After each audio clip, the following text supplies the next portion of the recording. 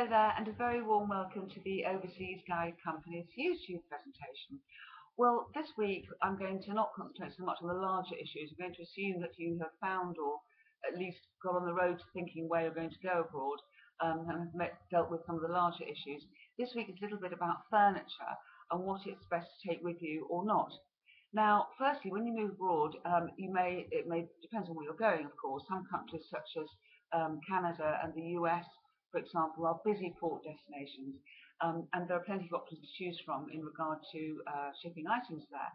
However, if your destination is close to home, such as France or Spain, the method of getting your furniture there may mean relying not just on shipping, but on cargo trucks, which may well prove to be expensive. Now, some shipping firms charge by the cubic foot and have various schemes with different rates, which is worth looking into, such as a personal container. That means that the items are packed up at your home in the UK, but once it's taken to the depot prior to departure, it's shared with other items, and this will obviously be a cheaper option.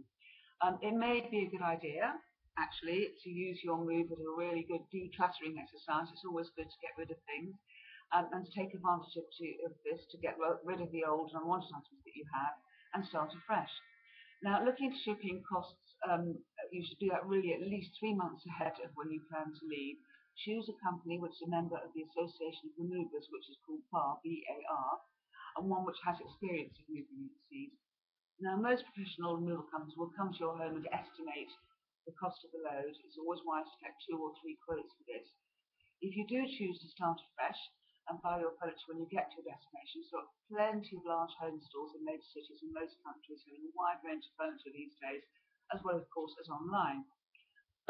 Excuse me. As a compromise, it may be a good idea, though, to buy the bulk of your furniture items once you're settled, and simply take with you the items that are really important to you or anything of value, or including money and sentimental value. Now, really, the pros of taking your own furniture, in my opinion, are that firstly, you haven't got to shop for too much once you do get there.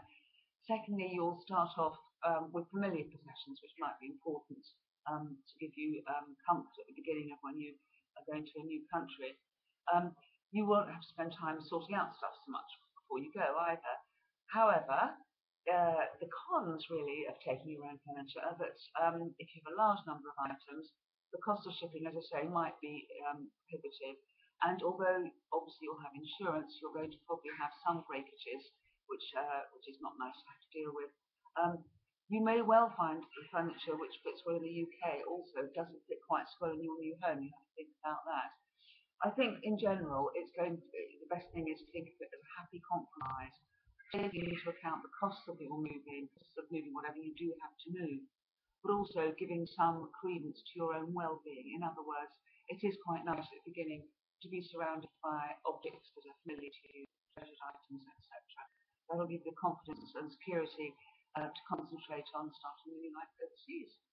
We can help with removers. We've got very good removers we can recommend you to, so do ask if you'd like us to help you with that. I hope you enjoy the spring weather in England right now, and I'll speak to you again soon. Bye-bye.